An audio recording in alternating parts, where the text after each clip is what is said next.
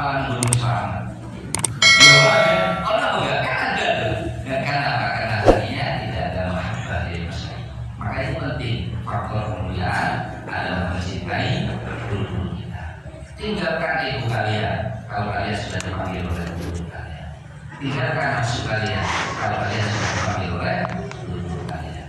Oh, dan kalau sih itu ada terus lebih bukti kan terus psikologi ada kan terus lebih bukti ya. Terus lebih bukti. Jadi hilangkan ego kalian ketika kalian dipentingkan oleh guru kalian. Kenapa? Karena itu bentuk cinta kita kepada apa? Guru kita. Yang kedua, mahabbatul walidain. Kadang sering saya juga seperti kalian ziarah wali Songo urunan 500, 400, kalau di sini ziarah wali 8 urunan 300 semangat berangkat semangat, tapi kuburannya pahit, kuburannya manis kotor, tidak pernah diziarah ikan tanya di Yoyo. Kalau mau itu lagi ziarah, kalau tidak pernah tuh. Kadang ada yang orang seperti ini, orang tuanya masih hidup tuh, orang tuanya lulu berangkat ziarah, kadang kita mau keluar, mau berhal yang baik, tidak pamitan kepada orang tuanya. Dianggap orang tuanya sudah tiada. Padahal salah satu kewajiban kita adalah birrul walidain. Paham bahwa ini birrul walidain. Ada salah satu cerita hadis Rasulullah diriwayatkan oleh Imam Jabir. Di sini juga disebut dalam Bukhari dan Muslim. Ada orang sowan kepada Nabi Muhammad. Sowan, saya sowan kan bersusah. Paham ya? Kalau orang sowan kiai bersusah kan bersusah. Mulasi nek pare-pare nek sowan kiai, tapi ada yang luras sowan kiai. Kalau ini anaknya beli sowan kiai, tapi anaknya susah dia orang sowan kiai. Maka ada orang ini susah sowan pada Nabi Muhammad. Apa yang terjadi? Matur pada Nabi Muhammad, ya Rasulullah, saya ini punya bapak, ibu saya meninggal, tinggal bapak saya di rumah, bapak saya mencuri uang saya. Kata rajul ini yang matur pada Nabi Muhammad. Kemudian terus bagaimana apa permintaan kata Nabi Muhammad? Samon orang tua saya diadili. Kemudian apa Nabi Muhammad orang seorang yang adil, yang sotik, yang amanah. Kemudian perintah kepada rajul itu, ya kalau begitu bapak kamu panggil dusun sini. Pulang ke rajul itu, memanggil siapa namanya? Bapaknya. Kemudian ketika rajul tadi laki-laki ini pulang memanggil anaknya, maka datang Jibril kepada Nabi Muhammad SAW. Kemudian apa kata Jibril? Jibril berkata kepada Nabi Muhammad, ya Rasulullah, inna Allah yukrid kassalam. Satu ini Gusti Allah ini menembik mempertitip salam pada panjenengan. Gusti Kanjeng Nabi jenengan dititipi salam pada Rasulullah. Maka dijawab bahagia oleh Nabi Muhammad SAW. Kemudian Nabi Muhammad bertanya kepada Jibril, Jibril apa kata Allah Subhanahu Wa Taala? Kata Allah Subhanahu Wa Taala, nanti kalau datang bapaknya pulang tadi, tanyakan apa yang ada dalam isi hatinya. Jangan moro-moro kau bumi, tapi tanyakan dulu biar dia mengutarakan apa isi hatinya. Setelah itu baru kau boleh menghakiminya. Saya juga baca dalam satu hadis itu, orang Kanjeng Nabi itu ketika ketemu Nabi Jibril, Kanjeng Nabi itu apa namanya? Lagi tidak nyaman pikiran, kesel malah ditekoni. Sama deh, kesel masih lagi buruk kepoman kita beras, maka bisa jaga. Mereka mau tamu. Itu kalau lemon itu dengan bunga atau dengan susah. Jadi mau tamu ngasih si bumi apa? Itu lemon ini bahagia atau susah tuh? Tak jam siji tamu.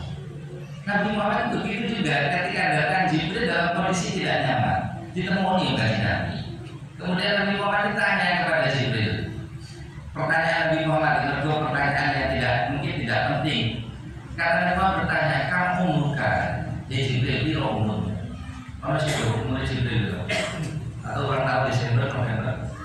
Kan ada yang tanya berapa umurnya Jibril. Nabi Muhammad takut. Kemudian apa kata Jibril itu? Jibril berkata, Madri, saya belum dengar kau umur kita. Tapi saya itu pernah melihat anak arwah ya, saya pernah melihat keluarnya bintang yang bintang itu keluar selama satu kali dalam 70.000 tahun. Jadi kalau bintang itu metunya mulai tahun terus pisang. Jadi 7.000 tahun itu akan ada bintang yang keluar di langit yang itu keluarnya menunggu 70.000 tahun. Kemudian kata Jibril, saya pernah melihat bintang yang keluarnya satu kali dalam 70 tahun, saya melihatnya 70.000 kali. Tadi kira itu kumpulnya, itu kumpulnya, itu dewi, itu kasih bagian pengitaan. Menjadi 70.000 kali 70.000, itu umurnya siapa? Jibril, 1.400 tahun yang lalu. Aku kaji Nabi ya takon umurnya siapa? Jibril. Kalau kita kan paling umurnya 30, 40, saya kata ya, Jibril itu umurnya 70.000 kali 70.000 ditambah 1.400 sekian. Itu dari Jibril, apa namanya sebuah Jibril sakit. Saya bercerita tadi dulu dari bulan tadi. Kemudian datang bapaknya si bulan tadi itu datang menuju kepada Rasulullah. Kemudian fulan ini, rojulan ini, kaji Nabi ini bapak saya, mohon diadili ya. Kemudian bapaknya itu ditanya oleh Nabi Muhammad, wahai bapak, wahai Abu Rojul, wahai bapaknya orang laki-laki, sebelum saya mengadili kamu, saya bertanya, apa sebenarnya isi hatimu? Allah ingin mendengarkan seluruh kesan dalam hatimu sehingga kau berani mencuri uang anakmu. Kemudian bapak ini berkata kepada Nabi Muhammad, kaji Nabi, izinkan saya berbicara dengan anak saya, tapi saya mohon kau juga mendengarkan pembicaraan saya. Kemudian bapaknya ini melihat kepada anaknya, wahai anakku, ketika engkau dikandung oleh orang tua, oleh ibumu 9 bulan, saya tidak pernah sedikit pun katanya. Saya tidak pernah sedikit pun mengeluh kesah. Ketika ibumu sakit aku biayai, ketika ibumu ngidap aku biayai, pelumuran, seluruh saya biayai. Ketika kamu kecil saya yang doain kamu karena ibumu meninggal. Ketika kamu berlatih berjalan saya yang menetap kamu. Ketika kamu sekolah saya mengantarkan kamu. Ketika kamu menikah saya yang menikahkan kamu. Ketika kamu mondok sekolah saya biayai kamu. Tidak pernah sedikit pun saya meminta balasan kepada kalian. Kepada negara bapaknya. Paham ya? Saya mengambil hak dari kamu, saya mengambil uang dari kamu karena kau tidak kasih makan kepadaku sehingga aku lapar dan aku menemukan uang 1 dirham kamu di mejamu. Karena itu aku mengambil itu. Kalau kamu tidak terima, aku akan niat itu hutang, aku akan bekerja untuk itu. Kemudian apa? Rasulullah SAW mendengar cerita bapak ini menangis. Kata Nabi Muhammad, la hajaru wa la mandara illa baka. Hari ini tidak ada batu atau pohon-pohonan yang tumbuh di muka bumi ini kecuali ketika mendengar cerita ini mereka semua menangis meneteskan air mata. Apa kata Nabi Muhammad SAW kepada siapa namanya? Kepada Rasul tadi. Oh kalau begitu wahai laki-laki, ruhuka wa badanuka wa maluka bihabika. Maka seluruh nyawamu, badanmu, hartamu itu bukan dirimu tapi milik orang tua. Maka di dalam fikih kita disebutkan kita tidak boleh zakat kepada orang tua kita. Itu bapak tua yang melarang di zakat tidak boleh pak. Mengkasar karena tidak termasuk ke sini mustahil meskipun dia ukur atau masakin, tapi dia orang tua kalian. Karena dalam fikih kita diatur mereka tidak boleh mendapat zakat daripada anaknya, tapi anaknya wajib memberi hak kepadanya. Dia sebutkan ngasih uang 10.000, 20.000, beras 10 kilo, 20 kilo, 20 kilo atas nama apa? Paham ya saya? Maka apapun yang kalian bawa diaturkan kepada guru kalian, bentuknya apapun sebelum kalian. Kemudian kalau kalian punya rezeki, kasih hadiah kepada guru kalian. Semua itu bukan hadiah kalian kepada guru kalian, tapi itu adalah nafkah kalian. Maka saya dulu pernah sering saya diajak abah ini ke Banyuwangi. Insya Allah yang tua ini kenal, ada temannya abah itu namanya Ponera. Mulut tahu itu abahnya di Banyuwangi itu di agak Gendeng ke timur. Itu ada orang saya sudah sering ke sana. Kemudian satu saat itu saya tanya kepada Kang, saya mana aku mau ke Jawa duduk terus. Dia bilang saya terus, aku lagi mau pengiran gak tahu lagi. Dia dulu Gusti kula niki kok nyuwun sak kula niki ana duwite mergo wedi ana guru-guru mrene. Mergo beliau ahli Surakarta, ada sering Gus Pati, Pak kalau tidak Banyuwangi Ustaz. Itu pokoknya jalur duit kok saya berpusat atau 1.000 untuk persiapan ketika ada gurunya datang dia punya uang untuk apa namanya? Dihabiskan. Aku kan tahu mau jalur suku tidak tahu. Pokoknya aku jalur pengeran satu kono duwite wedi ana kiai kancaku guruku ngomong aku gak sampe apapun. pelajaran bagi saya. Oh, jadi aku lagi ngomong terus. Tadi nggak usah kaget, paham ya? Berdua Allah guru aku siap, paham ya? Gitu saja. Tapi itu hal yang indah sekali. Paham ya? Maka begitu saya ketika mau dari wangi karena mungkin pengen dolan, itu orang dari kamu boleh dia juga. Saya kan kadang itu 100 gitu. Kemudian saya mau kok duit terus gitu. Maka ternyata dia setiap mengajar doanya kepada Allah seperti itu. Kenapa? Karena dalam hatinya ada mahabbatul masyayikh. Ini ketimbang ya. Maka semua itu akan mendapatkan kemuliaan di sisi Allah Subhanahu wa taala. Orang tua kita ini tidak ada buruknya. Paham ya? Guru kan juga orang tua saya, paham ya? Kalau guru itu abdul, kalau bapak kita itu abdul, jasa secara itu orang tua kita. Apa yang kita peroleh, masya Allah, apa yang kita berikan, apa yang kita tidak cukup membalas kebaikan orang tua kalian. Orang tua yang abdul atau yang apa? Abdul, jasa. Sudah, yang terakhir ini ada banyak-banyak.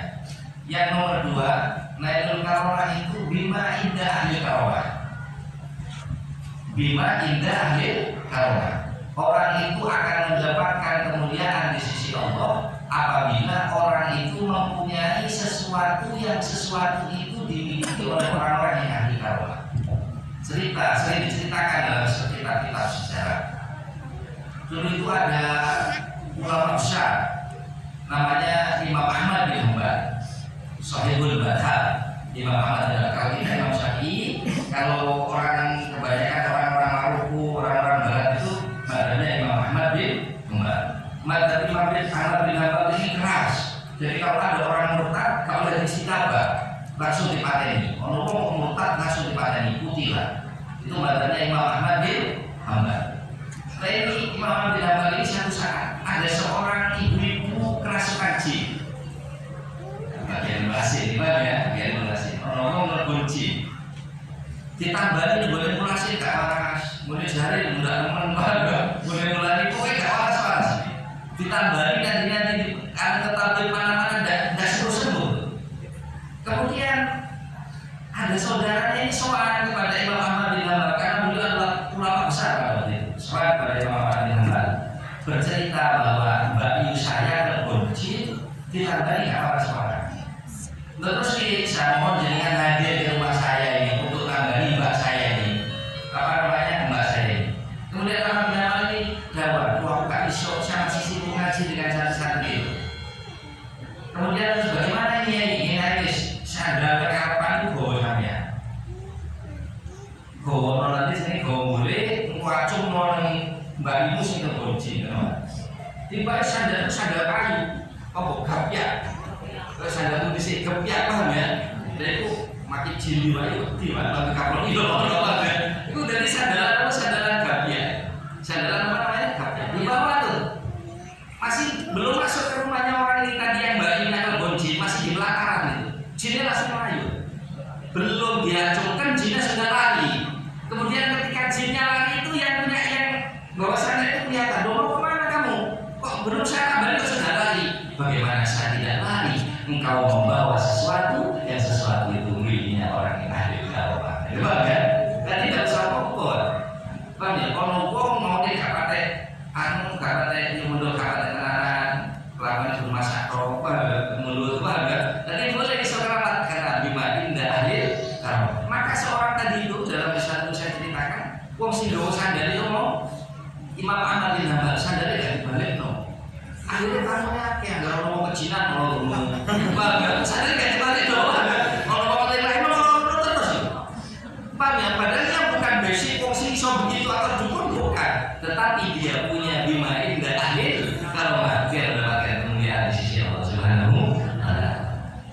Ketika saya itu ada guru saya punya guru itu kalau tidak diundang kemana-mana bukan lari harus sabu itu digowo pak berarti sabu itu saya pernah tanya itu sabu sinten beliau itu bercerita ini sabunya Mbak Soleh Darat Meragen ya digowo mergo para orang-orang dahulu itu meyakini orang-orang itu akan mendapatkan kekeramatan bima indah ahli karomah ya Pak ya jadi kadang mau main vaksin dulu lawan kalau tulisannya dipaku Pak dan bohong isinya nggak tahu Pak ya tetapi dia meyakini itu akan mendapatkan itu keselamatan kekeramatan karena itu bima indah ahli karomah.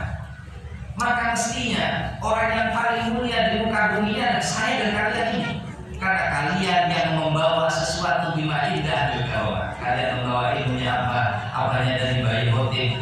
tertib, dari berdiri, dari berdiri terus segala maka hati kita kemana-mana selalu membawa sesuatu bima indah akhir karomah. Itu penting banget ya, ini sedikit apa namanya itu kata tadi sedikit mengingat diri saya karena Fa'inat Mikro tanpa mungkin. Semoga bermanfaat bagi anda semua. Saya berterima kasih mewakili Abah, mewakili Umi sekeluarga.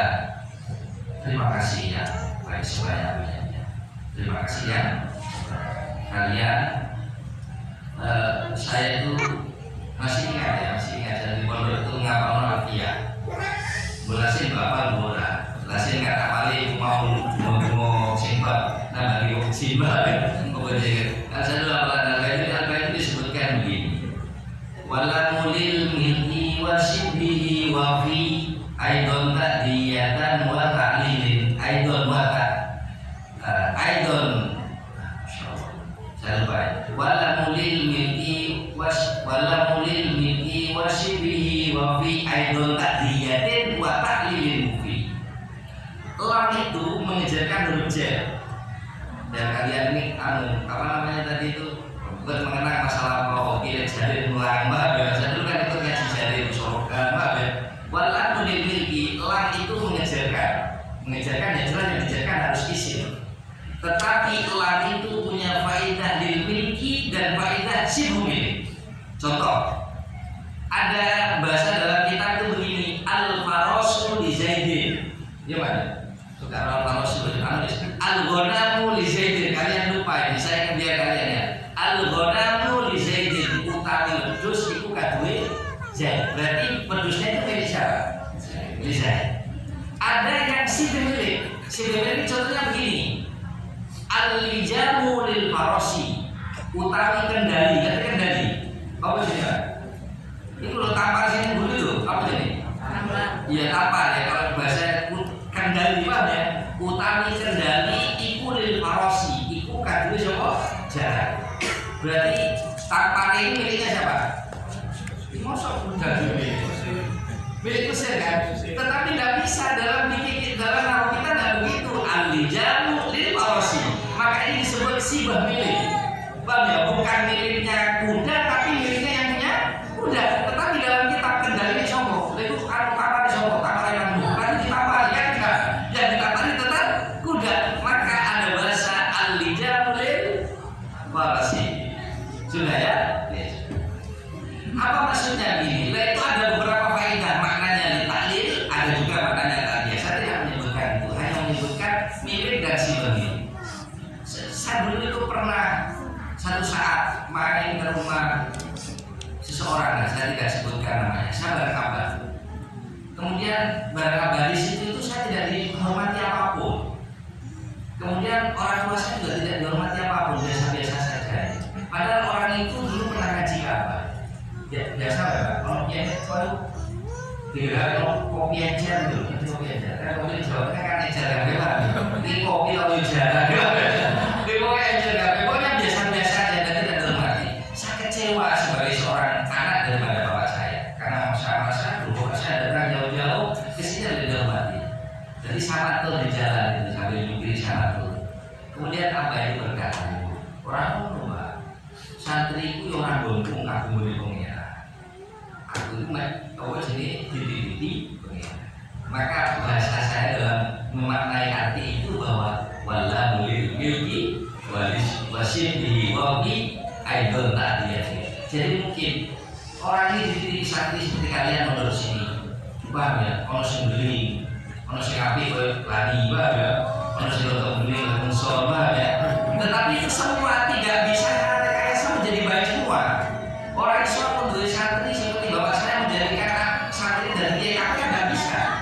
Paham ya? Orang sih beli, orang sih nggak beli. Paham ya? Orang sih dicari orang belum, orang sih nggak, orang sih belum. Itu membuktikan bahwa Abah itu tidak memiliki kalian, tetapi wajib dimiliki. Paham ya? Sesungguhnya yang memiliki siapa? Allah Subhanahu wa Ta'ala. Yahdi man yasha. Paham ya? Allah itu akan memberikan hidayah kepada orang-orang yang oleh Allah akan diberikan atau dikasihkan Allah Subhanahu. Jadi walam memiliki deh wasibli wa bi aidon ta'diyatin wa ta'dilin. Jadi kalian ini, paham ya? Saya berharap sebagai sambutan dari katanya sambutan alumni juga saya memberikan semangat kepada kalian. Kalian itu jangan memandang kalian seperti apa. Keburukan guru-guru kalian, anak daripada guru-guru kalian, sumpetan ini, medem mereka. Itu caranya. Paham ya? Kalau kalian ada guru kalian melakukan kesalahan, sumpet ini. Paham ya? Pejamkan mereka. Kenapa? Agar menambah haibah, agar menambah kemanfaatan ilmu kalian. Itu yang paling penting tuh. Paham ya? Sehingga para ulama-ulama saya dulu pernah dijazai oleh salah satu guru yaitu Habib Ahmad Al-Habsyi yang biasa begitu seluruh saat nasuhan. Habib saya tidak doa, dia mendoakan kepada kamu dikasih tulisan dan isi doa itu mematur kepada Allah, ya Allah ya Rabb, tulikan telinga saya, butakan mata saya atas keburukan saya. Itu tak gimana? Apa tuh mau Rasulullah jadi jasa bersugi malah tidak ekonomi apa? Mungkin jadi kayak kasih seperti itu. Dan itu penting buat saya, penting buat saya. Karena kalian akan merasakan ilmu yang besar apabila kalian tidak mampu melihat keburukan kalian. Paham ya saya? Ya bisa sudah. Terima kasih, mohon maaf. Nanti